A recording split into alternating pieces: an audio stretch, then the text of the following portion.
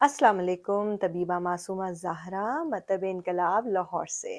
आज का दिन वर्ल्ड ऑस्टियोपोरोसिस डे और आज हम बात करेंगे बोन और स्किन के आपस के ताल्लुक की, बोन और स्किन की और स्पेसिफिकली स्किन की इलास्टिसिटी की।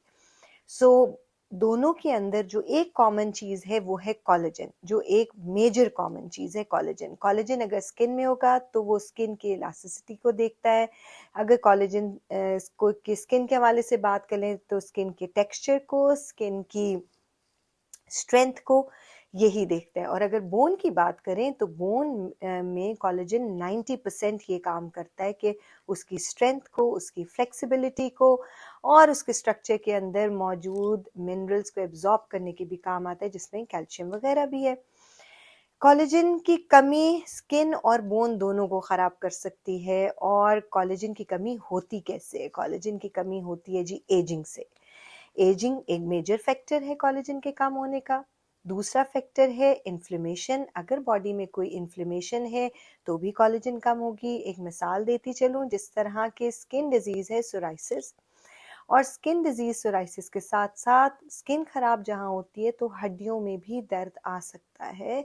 और इससे जाहिर होता है कि दोनों आपस में कितने ताल्लुक रखते हैं। इसी तरह इन्फ्लेमेशन के साथ विटामिन डी की डेफिशिएंसी भी कोलेजन को कम करती है बॉडी के अंदर। इसके साथ साथ लाइफस्टाइल, अगर आपका लाइफस्टाइल अच्छा नहीं है, स्मोकिंग करते हैं, अल्कोहल का इस्तेमाल ज़्यादा करते हैं, नींद का, जागने सोने का तरीक़ेकार ठीक नहीं है, फूड इनटेक ठीक नहीं है, आपकी न्यूट्रिशन बॉडी में कम है, तो भी आपकी बोन और स्किन इसकी मुसीबत से गुजरेंगे कि वो कमज़ोर हो जाएंगे। कोलेजन कम होगा तो स्किन की हेल्थ को देखते हुए आप बोन हेल्थ का अंदाज़ा कर सकते हैं। अगर आपकी स्किन सैग्ड है, रिंकल ज़्यादा अचानक से पड़ गए हैं, स्किन ड्राई हो रही है, तो याद रखें आपकी बोन हेल्थ भी अच्छी बिल्कुल भी नहीं है।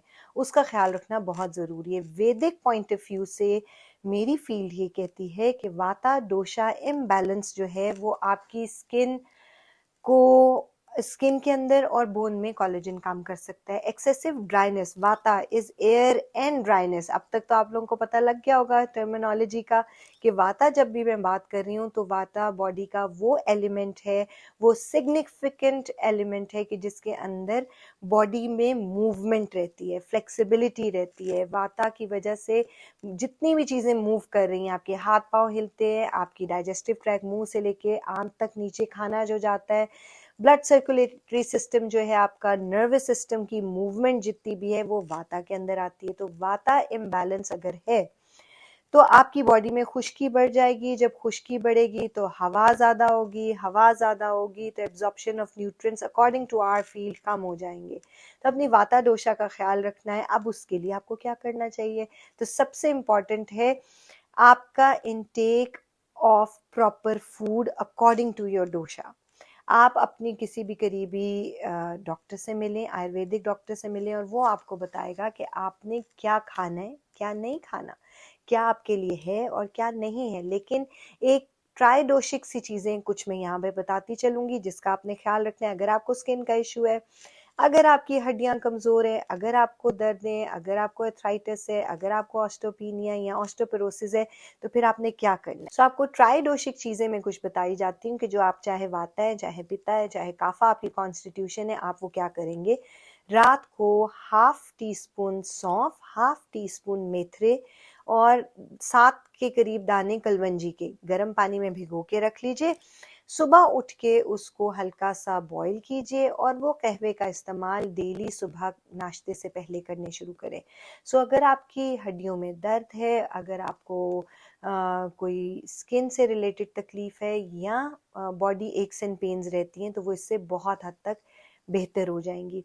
इसके साथ साथ निहार मुँह, इसके साथ एक पीस आंवला, आंवले का मुरब्बा वो खा लें। अगर आप डायबिटिक हैं तो आप फिर क्या करेंगे? इसी पानी को नीम गर्म करके छान लेंगे। छानने के बाद ताज़ा आंवला अगर मिल जाए तो वो 2 आंवले बीच में डाल के उसको ब्लेंड करेंगे और इस मिक्सचर को डेली सुबह पिएंगे।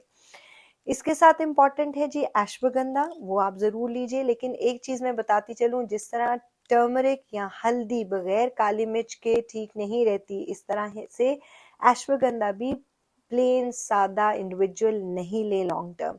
उसके लिए आप राब्ता कर सकते हैं मतब इनकलाब पे भी, जिनसेट गोल्ड के नाम से।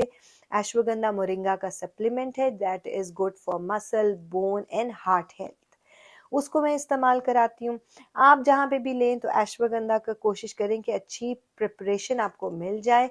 अगर आप इंडिविजुअल ले रहे हैं, उसको सादा ले रहे हैं, तो कोशिश करें कि फिर उसके साथ आधा कप दूध का इस्तेमाल रेगुलर बेसिस के ऊपर करें, थोड़ी सी हल्दी और काली मिर्च डाल के, तो भी वो आपके लिए बेहतर रहेगा। पानी का इस्तेमाल तकरीबन 14 से 16 ग्लास पानी आपकी स्किन और आपकी बोन के लिए अच्छा है। इसके साथ dairy product specifically Greek yoghurt, cottage cheese, इसका इस्तेमाल ज़रूर कीजिए। कैल्शियम इंटेक का बेहतरीन इंटेक आपकी होनी बहुत ज़रूरी है। कैल्शियम के लिए जो नेचुरल सोर्स है वो है संघाड़े का मिक्सचर बना के रख लीजिए। रोज़ सुबह उठ के नाश्ते में इसका पॉरेज बना के खाएं। कैसे खाएंगे? रात के भीगे हुए 7 बादाम, 5 किशमिश होंगे। दूसरी साइड पे आप 1 टीस्पून देसी घी, उसमें 2 सब्ज इलायचियाँ डालें। ये मिक्सचर जो आपने सिंघाड़े और माश की दाल के आटे का बनाया है, इसको आप 1 चम्मच डाल दीजिए फ्राई पैन के अंदर। उसी घी में हल्का सा भून लीजिए। 1 कप बीच में दूध का ऐड कर दीजिए। एक ये पॉरेज सा आपका बन जाएगा और इसमें बादाम और किशमिश डाल के इस्तेमाल कीजिए। होपफुली आप जो टिप्स मैं आपको जो रेमेडीज देती हूँ इसका इस्तेमाल करेंगे और मुझे ज़रूर बताएंगे। अगर आपको कोई स्किन की डिजीज़ है, अगर आपको बोन से रिलेटेड कोई इशू है, तो आप नीचे कमेंट ज़रूर कीजिए, सवाल कीजिए, हम जवाब देने की पूरी कोशिश कीजिए करेंगे। अपना ख्याल रखें, अपने घर वालों का ख्याल रखें, अपने हमसायों का ख्याल रखें, अपने से रिलेटेड हर रिश्ते का ख्याल रखें। अल्लाह हाफ़िज़।